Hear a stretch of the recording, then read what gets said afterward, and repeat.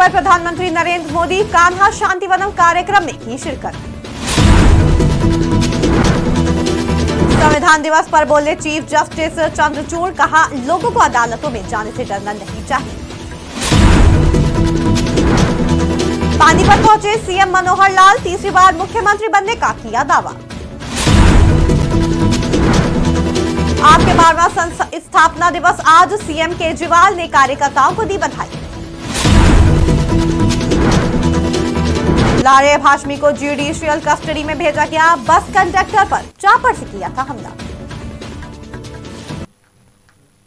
नमस्कार, आप देख रहे हैं आज की खबर। आपके साथ मैं हूं अफीफा मलिक। प्रधानमंत्री नरेंद्र मोदी तेलंगाना के दौरे पर हैं, जहां उन्होंने हैदराबाद के कान्हा शांतिवनम में आयोजित कार्यक्रम में शिरकत की। इस दौरान पीएम ने कहा कि कमलेश डी पटेल ने मानवता के लिए जो काम किया है वो अद्भुत है। उन्होंने कहा कि कमलेश डी पटेल के योगदान को पद्म पुरस्कार से सम्मानित करने का सौभाग्य उनकी सरकार को मिला। इसके साथ ही पीएम ने यह भी कहा कि अब सरकार ने पद्म पुरस्कारों की ऐसी परंपरा बना दी है कि पुरस्कार खुद सम्मानित को जाते हैं। कार्यक्रम में भारी संख्या में महिलाएं और पुरुष शामिल हुए। इस दौरान लोगों को संबोधित करते हुए पीएम मोदी ने कहा कि जनता की कोशिश की वजह से ही आज करीब 160 से ज्यादा देश के लोग युद्ध पद्धति को अपना चुके हैं। उन्होंने कहा कि कान्हा शांतिवनम को दुनिया का सबसे बड़ा मेडिटेशन हॉल कहा जा रहा है। समृद्धि सिर्फ धन दौलत से ही नहीं आती, बल्कि इसमें सांस्कृतिक उत्थान का भी उतना ही महत्व होता है। आज भारत आर्थिक, सामरिक और सांस्कृतिक हर प्रकार से पुनर्जागरण के दौर में प्रवेश कर रहा है। अब समय आ गया है कि हम अपनी इस विरासत को एक अभूतपूर्व ऊंचाई पर ले जाएं और इसमें श्री रामचंद्र मिशन और उससे जुड़े साधकों की, आप सबकी बहुत बड़ी भूमिका है। साथियों, विकसित भारत के निर्माण के लिए हमें इस अमृतकाल में 4 पिलर्स पर फोकस करना है। मैं इन्हें अमृत स्तंभ भी कहता हूं। ये अमृत स्तंभ है। सुप्रीम कोर्ट के चीफ जस्टिस डीवाई चंद्रचूड़ ने संविधान दिवस के मौके पर कहा कि सुप्रीम कोर्ट ने अब तक लोगों की अदालत के तौर पर काम किया है और नागरिकों को ना तो कोर्ट आने से डरना चाहिए और ना ही उन्हें इसे अंतिम चारे के तौर पर देखना चाहिए। सुप्रीम कोर्ट में संविधान दिवस से जुड़े कार्यक्रम की शुरुआत करते हुए सीजेआई चंद्रचूड़ ने कहा कि जिस तरह संविधान लोकतांत्रिक संस्थानों और प्रक्रियाओं के जरिए हमें राजनीतिक मतभेदों को खत्म करने में मदद करता है। इस कार्यक्रम की शुरुआत राष्ट्रपति द्रौपदी मुर्मू के भाषण से हुई। कार्यक्रम में सुप्रीम कोर्ट के जज जस्टिस संजीव किशन कौल, जस्टिस संजीव खन्ना मौजूद रहे। इसके अलावा कानून मंत्री अर्जुन राम मेघवाल और कई बड़े नाम भी इस दौरान उपस्थित रहे।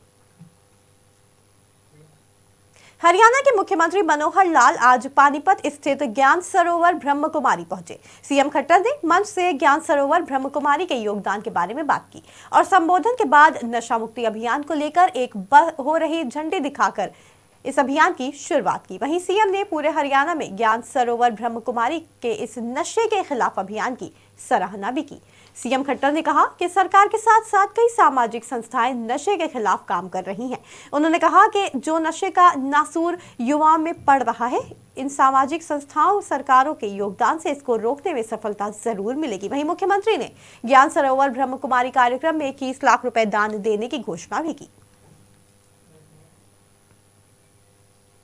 आम आदमी पार्टी का आज 12वां स्थापना दिवस है। इस अवसर पर आम आदमी पार्टी के अध्यक्ष अरविंद केजरीवाल ने कार्यकर्ताओं को संबोधित किया। इस अवसर पर पार्टी के सभी कार्यकर्ताओं और करोड़ों लोगों को शुभकामनाएं भी दी। उन्होंने कहा कि आज के ही दिन 2012 में आम आदमी पार्टी ने जन्म लिया था। आंदोलन की कोख से निकली सबसे छोटी पार्टी देखते ही देखते राष्ट्रीय पार्टी बन गई। आम आदमी पार्टी भारत के इतिहास में सबसे तेजी से बढ़ने वाली पार्टी बनी। ये किसी चमत्कार से कम नहीं है। अरविंद केजरीवाल ने आगे कहा कि 11 सालों में जनता ने हमें खूब आशीर्वाद दिया। जनता के आशीर्वाद से 2 राज्यों में हमारी सरकार बनी और 2 अन्य राज्यों में हमारे विधायक बने। मुझे याद है आंदोलन के समय रामलीला मैदान में लोग पूछते थे, आप लोग भ्रष्ट नहीं होंगे, इस बात की क्या गारंटी है। आज मैं आम आदमी पार्टी से जुड़े हर व्यक्ति से कहना चाहूंगा कि पिछले 11 सालों में जितना आम आदमी पार्टी को टारगेट किया गया है, भारत के इतिहास में किसी और राजनीतिक पार्टी को इतना टारगेट नहीं किया गया। पिछले 11 साल में इन्होंने हम पे 250 से ज्यादा फर्जी केस किए हैं।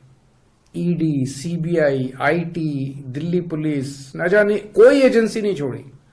देश की सभी एजेंसियों को आम आदमी पार्टी के पीछे छोड़ दिया इन्होंने, लेकिन आज तक इन्हें एक भी कोई भी सबूत नहीं मिला। 1 पैसे की गल हेराफेरी नहीं मिली, 1 पैसे की रिकवरी नहीं हुई। हमारी ईमानदारी का सबसे बड़ा सर्टिफिकेट यही है। आज मेरा मन थोड़ा भारी है। यह पहला स्थापना दिवस है जब हमारे साथ मनीष सिसोदिया जी नहीं है, सत्येंद्र जैन जी नहीं है, संजय सिंह, विजय नायर हमारे साथ नहीं है। उन लोगों को फर्जी केस में जेल में डाल दिया गया है। भाजपा वालों को दूसरी पार्टियों के नेताओं पे फर्जी केस करके झुकाना आता है, लेकिन आम आदमी पार्टी को झुकाना नहीं आता। यह हम सबके लिए गर्व की बात है कि आज तक हमारा एक भी एमएलए या एक भी नेता ना बिका ना टूटा। इनके परिवार भी नहीं टूटे, उनके परिवारों ने भी साथ दिया। बहुत कोशिश की उन्होंने हमारे नेताओं को झुकाने की, लेकिन हमारे एक भी नेता को तोड़ नहीं पाए। हमारे नेताओं के पास भी बड़े बड़े लोग आए, बोले मोदी जी से मिल जाओ, समझौता कर लो, हम मध्यस्थता करवा देंगे, लेकिन हमारा एक भी नेता नहीं झुका। बस कंडक्टर पर हमला करने वाले बीटेक छात्र की 14 दिन की जुडिशियल कस्टडी मंजूर हो गई है। गौरतलब है कि बीटेक छात्र लारैब हाशमी ने इलेक्ट्रिक सिटी बस के कंडक्टर हरिकेश विश्वकर्मा पर जानलेवा हमला किया था। एसडीएम कोर्ट ने आरोपी की जुडिशियल कस्टडी रिमांड मंजूर कर ली है। हालांकि आरोपी के घायल होने की वजह से उसे जेल नहीं भेजा गया है। एसआरएन अस्पताल में पुलिस कस्टडी में उसका इलाज चल रहा है। चापड़ बरामदगी के दौरान पुलिस से हुई मुठभेड़ में लारैब हाशमी के पैर में गोली लगी।